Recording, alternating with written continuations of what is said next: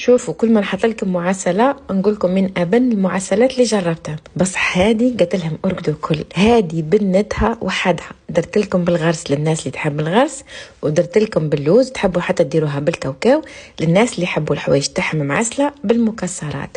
جاء الذوق تاعهم يا سلام. عملكم باللي سهله خلاص، وتقدروا تقولوا راهي اقتصاديه، يعني ما فيهاش مكونات بزاف. وهذه الكميه اللي درتها راهي غير ب 250 غرام تاع فرينه، يعني اللي عنده العائله يقدر يضاعف المقادير.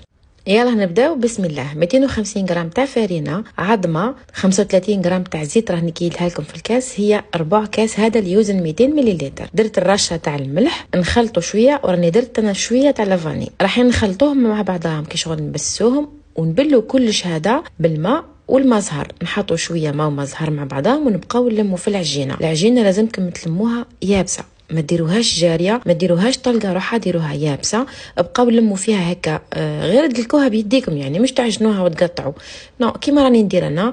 ادلكوها بيديكم باه ترطبوها وحطوها ترتاح. انا ديما عندي الغرس في الفريجيدار، نفور الديله ونرحيها، ندير لها الزبده الججلانيه القرفه وشويه تاع مزهر ونعجنها تجي طريه زبده. راح نحلها فوق البابي كويسون اللي دهنته بالزيت كيما شفتوني راني حليتها رقيقه خلاص. بعد ما رتحت العجينه تاعي راح نقسمها على زوز، نص راح نديرو بالغرس ونص راح نديرو بالمكسرات كيما قلت لكم. راح نحلوها رقيقه كيف كيف البابي كويسون راني درتو قد البابي كويسون اللي حليت فوق الغرس. نحلوها كيما راكم تشوفوا هكا راهي رقيقه. ومن بعد نجيبوا هذاك الغرس تاعنا نحطوه في الشط، نقسموا العجينه على النص ونحطوا العجينه فوق الغرس. يعني الفيديو راه يوضح كلش. ولازم تدهنوا البابي كويسون تاعكم بالزيت باه الغرس تقدروا تنحيوه تمتم. نحطوا الغرس ونقصوا لاباط، نحطوا لاباط الاخرى فوق الغرس ونبقاو نعدلوا فيها مليح. بعد ما نحطوا العجينه فوق الغرس راح نحلوها شويه بالحلال، نزيدوا نرققوها شويه، خاطر كي تحطوا العجينه فوق الغرس راح تولي شويه خشينه. نرققوها مليح، والزايد هذايا لازمكم تنحيوه وتقليوه كيما راه، بعد ما حيصرالو والو. راح نقص لهنا كريات 4 سنتيمتر على 4 سنتيمتر.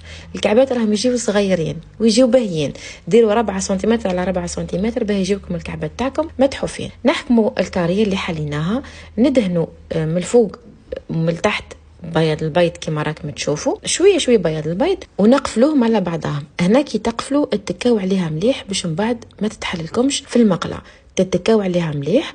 ومن بعد نزيدوا نحكموا الجوانب اللي من تحت، نحطوا بياض البيض في الشط من الفوق ومن تحت ونقفلوا مليح بيدينا. ديما نتركزوا وين حطينا بياض البيض باه ما يتحلوناش كي نعودوا نقليو فيهم.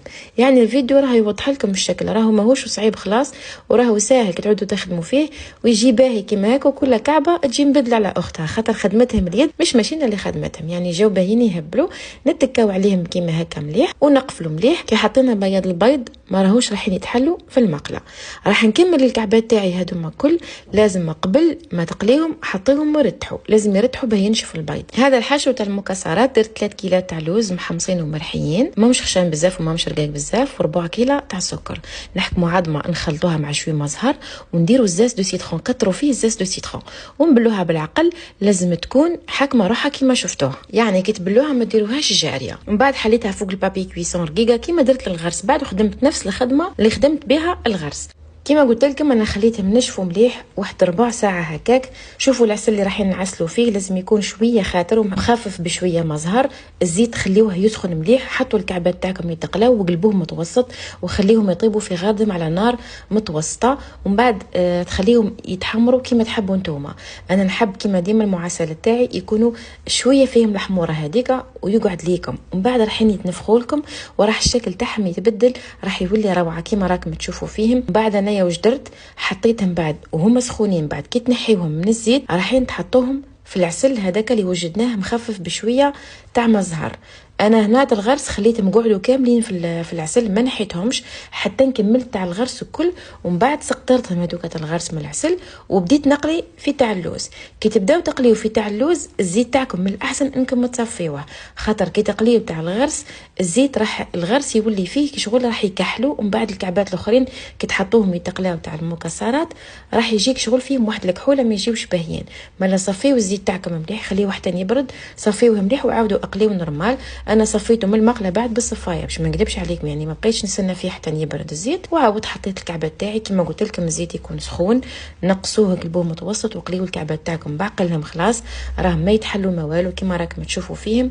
كيف تاع اللوز هذوما خليتهم قعدوا في العسل مده كبيره، يعني مامة الغرس خليتهم قعدوا مده طويله حتى كملت القلي تاعهم كله وسقطرتهم بالعقل باه وليت نقلي في تاع اللوز. وتاع اللوز خليتهم في العسل حتى هما يشربوا مليح. ان شاء الله ما نكونش هدرت بزاف، انا ما نحبش ندير فيديوهات فيهم الهضره بزاف، بس حنقول لكم لازمكم تجربوها المعسله هذه، يجي فيها الذوق تاع القريوش، ما تجيش تدوب في الفم، تجي تقرمش وبنينه وفيها واحده التعسيله من الداخل. بنام في زوز تاع الغرس تهبل، وحتى تاع اللوز الذوق تاعها روعه، خاطر درت لها الزاز دو سيترون اللي هي اللمسه تاعي.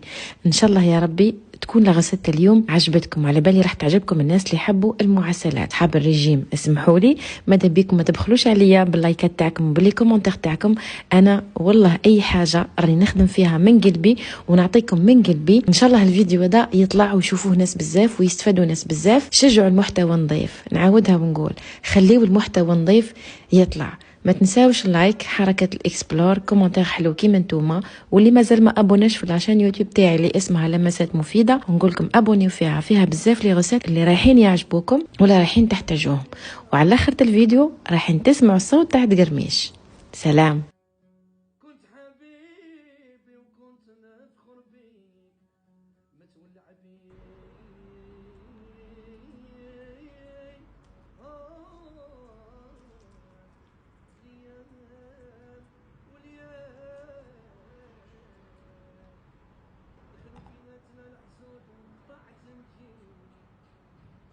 دخلوا بيناتنا الحسود وقطعت نجيب، نعيش طرابي انا لنوم حداي، بالله عليك يا